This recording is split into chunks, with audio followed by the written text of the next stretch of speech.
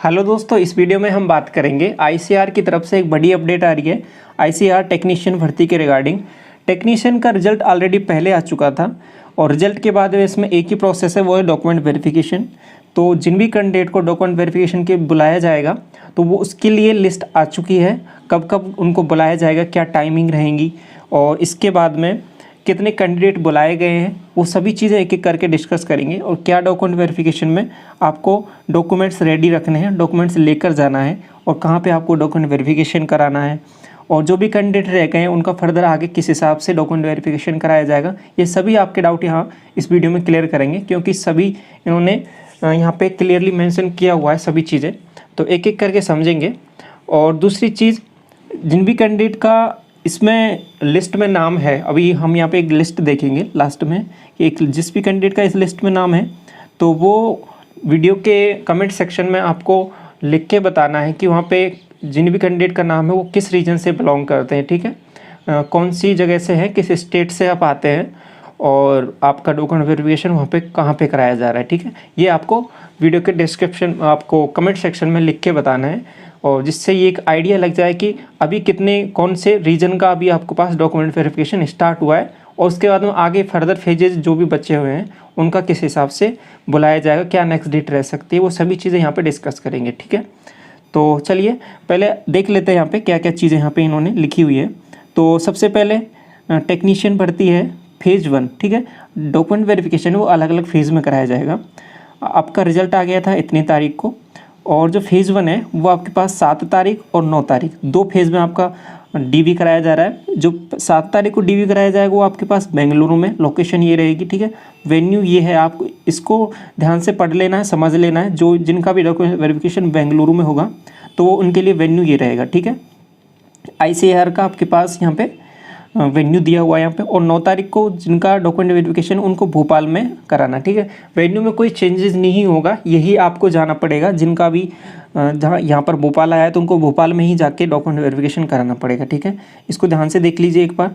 और दूसरी चीज़ आगे देखिए इसमें, तो एलिजिबल जो भी कैंडिडेट हैं उनको क्या क्या डॉक्यूमेंट्स लेके जाने हैं वो सभी चीज़ें यहाँ पे देख लेते हैं। पॉइंट नंबर 3 एक बार ध्यान से देखिए, अपने डॉक्यूमेंट्स आप रेडी रखिए।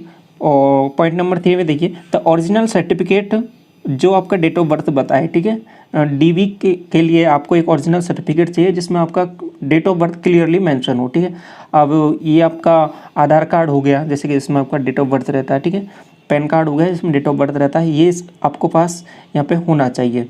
और दूसरी चीज़, original certificate pertaining educational qualification, चूँकि इसमें एजुकेशनल क्वालिफिकेशन आपके पास 10th बेसिस पे था ये, तो 10th का सर्टिफिकेट आपको ज़रूर यहाँ पे रिक्वायर्ड है। और जो भी रिजर्व कैटेगरी से हैं, SC ST OBC, उनको अपना कास्ट सर्टिफिकेट और जो भी इशू करता है, जो भी अथॉरिटी, उससे आपको बनवाना है और वो प्रिपेयर रखना है। और ये कहाँ से कौन का इशू किसका चलेगा, ठीक है, तो ये नोटिफिकेशन में उन्होंने क्लियरली दे दिया है, तो वहाँ से भी एक बार जाके आप देख सकते हो।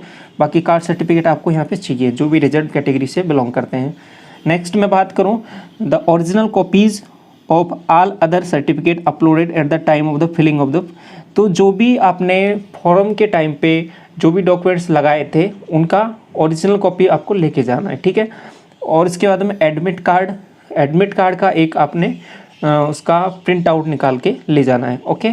तो ये सभी चीज़ें हैं, 5 डॉक्यूमेंट्स हैं मेजर। आपका मैं बात करूँ, एक आधार कार्ड हो गया जिसमें आपका डेट ऑफ बर्थ रहता है, और उसके बाद में एजुकेशन क्वालिफिकेशन 10th का सर्टिफिकेट, कास्ट सर्टिफिकेट हो गया आपका। और फॉर्म फिलिंग के टाइम पे एप्लीकेशन फॉर्म भी जो था ना आपका, उसमें जो डॉक्यूमेंट्स लगाए थे आपने, वो सभी चीज़ें हो गई। और उसके बाद में एडमिट कार्ड, तो ये सभी डॉक्यूमेंट्स हैं, ये आपको लेके जाना है। क्लियरली यहाँ पे लिखा हुआ है। और इसके बाद में copy of the call letter issued to the, जो भी इन्होंने जो लास्ट में आपका एक जो रिजल्ट निकाला था वो भी आपको लेके जाना है। और वेबसाइट पे एक लिंक जनरेट हो जाएगा, वहाँ पे यूज़र आईडी पासवर्ड डाल के, अगर आपको कोई कॉल लेटर अलग से आता है तो वो भी यहाँ पे प्रिंट आउट निकाल के उसका ले जाना पड़ेगा, क्लियरली। और इसके बाद में 4th पॉइंट और लिखा हुआ है कि जो भी एलिजिबल कैंडिडेट हैं उनको SMS के द्वारा और या ईमेल के द्वारा, दोनों के द्वारा आपके पास एक मैसेज आएगा और कि आपको डॉक्यूमेंट वेरिफिकेशन इस वेन्यू पे और इस टाइम पे जाके करवाना है। तो ये आपको जो भी ईमेल आईडी, जीमेल आईडी आपने यहाँ पे लगाया था फॉर्म फिलिंग के टाइम पे, तो उसको बार बार विजिट करते हुए देखते रहना है, ठीक है। जिनका भी इस लिस्ट में नाम है, जिनको ईमेल आ चुका है, तो वो भी वीडियो के डिस्क्रिप्शन में बता सकते हैं कि क्या क्या उनको जीमेल में लिखा हुआ आया है, ठीक है। तो वो भी अपना जो भी इंफॉर्मेशन आपके पास है वो शेयर कर सकते हैं वीडियो के कमेंट सेक्शन में। इसके बाद में जो अदर कैंडिडेट हैं और डॉक्यूमेंट वेरिफिकेशन, हाँ, अब ये 5 पॉइंट देखिए, जिन भी कैंडिडेट का इसमें नाम नहीं है तो उनको आगे फर्दर क्या करना है, ठीक है।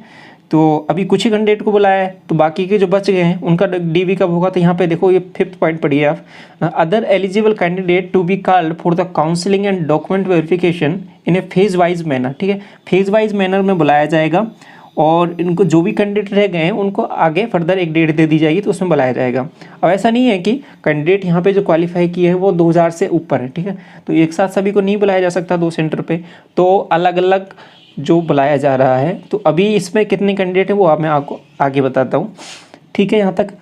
और इसके बाद में कोई ट्रैवल पास एक्सपेंसेस ऐसा कुछ नहीं प्रोवाइड किया जाएगा, आपको खुद से ही रिजर्वेशन जो भी अपनी सुविधा के हिसाब से वहाँ पे वेन्यू पे पहुँचना है, ये बात क्लियर है। और साथ साथ जो भी IARI ICAR की जो ऑफिशियल वेबसाइट है उसको विजिट करते हुए रहना है, और अपना जीमेल्स को ज़रूर चेक करते हुए रहना, वहाँ पे आपको ईमेल आएगा तो क्या टाइमिंग है वहाँ पे आपको देख सकते हो। इसके साथ साथ यहाँ पे भी देख सकते हो आप, अभी देखो ये रजिस्ट्रेशन नंबर है, तो जिन भी कैंडिडेट है PDF में आपको वीडियो के डिस्क्रिप्शन में टेलीग्राम चैनल वहाँ पे डाल दूँगा, वहाँ पे देख लीजिए, या फिर इसकी ऑफिशियल वेबसाइट पे जाके भी आप डाउनलोड कर सकते हो। ICAR का टेक्नीशियन का एक अलग से सेक्शन है, वहाँ पे जाके क्लिक करोगे तो ये आपको PDF मिल जाएगा। दूसरी चीज़, जो भी कैंडिडेट हैं जो भी बुलाए जाएंगे DB के लिए, तो देखो यहाँ पे पहला पॉइंट लिखा हुआ है कि जो बेंगलुरु में जिनको DB करवाना है तो उनके लिए जो रजिस्ट्रेशन नंबर ये वाले दिए हुए हैं, आगे क्वेश्चन में बता देता हूँ। देखो यहाँ तक ये सभी जो रजिस्ट्रेशन नंबर हैं, ये सभी कैंडिडेट को यहाँ पे DB करवाना है, वो बेंगलुरु में करवाना है, ठीक है। और उनकी टाइमिंग क्या रहेगी, टाइमिंग यहाँ पे देख लीजिए, 9:30 से स्टार्ट हो जाएगा टाइमिंग, ठीक है, 9:30 से स्टार्ट हो जाएगा। फिर उसके बाद में ये चलेगा DB ये DB चलेगा फिर 1:30, और इस तरीके से 2 टाइमिंग दे रखी हैं आपको, ठीक है, 9:30 और 1:30। तो जो भी पर्टिकुलर टाइमिंग आपको मिली है उस टाइमिंग में आपको पहले ही पहुंच जाना है, ठीक है, ये बात क्लियर है। तो जो भी कैंडिडेट है यहाँ पे अपना एक बार रजिस्ट्रेशन नंबर मार के चेक करना है कि आपका इस पर्टिकुलर लिस्ट में नाम है या नहीं है, ठीक है। और जिनका भी नहीं है वो आगे जो फेज होंगे उनमें उनका DB कराया जाएगा, क्लियर है ये बात। और एक बार जिनका भी है तो वो एक बार अपना स्टेट या अपनी लोकेशन ज़रूर बताना कि इस लोकेशन वाइज ये DB कराया जा रहा है, कि जैसे कि बेंगलुरु है, जो बेंगलुरु के आसपास के कैंडिडेट हैं उनको पहले बुलाया जा रहा है, ठीक है। तो या फिर मतलब ये पूरे ऑल ओवर इंडिया से ही आपको मतलब 1-2 ही सेंटर दिए हुए हैं, तो ये क्लियर हो जाएगा इससे, ठीक है। आप एक दूसरे के साझा कर सकते हैं तो सभी को हेल्प होगा इसमें। और दूसरी चीज़, जिनका भोपाल है DB कराना है तो उनका भी टाइमिंग वही है, 2 ही टाइमिंग दी हुई है, 9:30 इधर है और उसके बाद में सेकंड टाइमिंग है 1:30 है, ठीक है। तो अपनी टाइमिंग का ज़रूर ध्यान रखना है, और अपने जो भी डॉक्यूमेंट्स हैं वो सभी कंप्लीट करके आपको रेस्पेक्टेड वेन्यू पे आपको पहुंचना है, ठीक है। ये रजिस्ट्रेशन नंबर यहाँ पे ये क्लियरली यहाँ पे लिखा हुआ है, ठीक है। तो आई होप अब ये जो चीज़ें हैं तो टोटल मैं आपको बता देता हूँ। यहाँ पे देखो इतने कैंडिडेट बुलाए गए हैं, तो ये लगभग 50 कैंडिडेट यहाँ पर हैं, 50 कैंडिडेट ये हो गए, तो अराउंड 150 के अराउंड 140-150 के अराउंड कैंडिडेट यहाँ पे बुलाए गए हैं अभी DB के लिए। तो ये फेज़ फर्स्ट है, ठीक है। इसके बाद phase second, phase third, phase 4 इस तरीके से बुलाया जाएगा। तो अभी जो जो डेट है, 2 डेट हैं आपके पास, 7 तारीख और 9 तारीख, इन 2 डेट में आपको DB कराया जा रहा है, क्लियरली। तो ये चीज़ें आपको समझ में आ गई हैं आई होप। तो इसके बाद में भी आप यदि आपको कोई डाउट रह जाता है तो आप कमेंट सेक्शन में पूछ सकते हैं। और तो ये सब चीज़ें हैं, 7 तारीख और 9 तारीख डेट है। तो बाकी चीज़ें रेगुलर विजिट करते रहिए ऑफिशियल वेबसाइट। जो भी कैंडिडेट रह गए हैं उनका आगे दूसरी डेट में आएगा उनका। तो आई होप आपको चीज़ें सब क्लियर हो गई होंगी। तो जिन भी कैंडिडेट का इसमें सिलेक्शन हुआ है, ऑल द बेस्ट, कॉन्ग्रेचुलेशंस। और तो चलिए इस वीडियो को यहीं तक रखते हैं। Thank you so much.